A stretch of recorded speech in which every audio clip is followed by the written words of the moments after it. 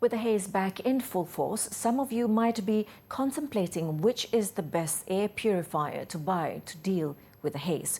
Or perhaps a humidifier would work better. Our reporter Ui Beng Chiang speaks with an air pollution expert to seek out the answers. University of Nottingham, Malaysia's Dean of Science and Engineering, Professor Andy Chan, has been studying air pollution for the last 20 years. According to him, when picking an air purifier, the one with a HEPA filter works best. So this is what we call HEPA filter. HEPA, H-E-P-A, means high efficiency particulate air filter.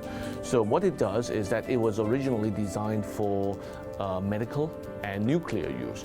So there's a standard for it. It can absorb 99.95% of the particles that goes through it. So it is a very, very effective way to remove dust at home. General dust and of course the haze. So when comparing air filters, look at how often it changes the air. Usually for these things, it is designed for what we call air change per hour. So the term that we talk in ventilation parlance is air change per hour, so ACH.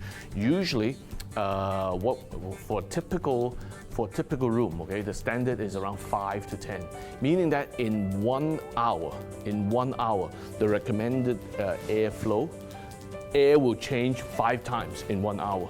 So these will help to promote that. Air purifier comes with filters that you can change when it gets dirty. But here's a tip from Professor Chan that makes them last longer.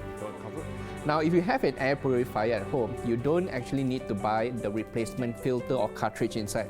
What you do is, you open it out, take out the filter, and you just dust it off. Give it a good bang, like this. So the dust will come out, or what you can do is, you can actually take a vacuum and suck the dust out. Okay? Don't wash it, it can't get wet. So if you clean it regularly, maybe 1 to 2 months, it should give you another 1 to 2 years lifespan on it. Some air purifiers also come with an ionizer built in. It works by sending an electrically charged ion into the air that attracts the dust to it. You might also have seen these devices advertised as water air purifiers. According to Professor Chan, they work as air scrubbers, sucking in air and using the water to scrub it clean.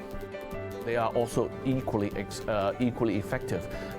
If you can't afford an air purifier, in fact, one of the alternatives that I always suggest to people is to get a humidifier. Humidifiers are cheaper and more affordable.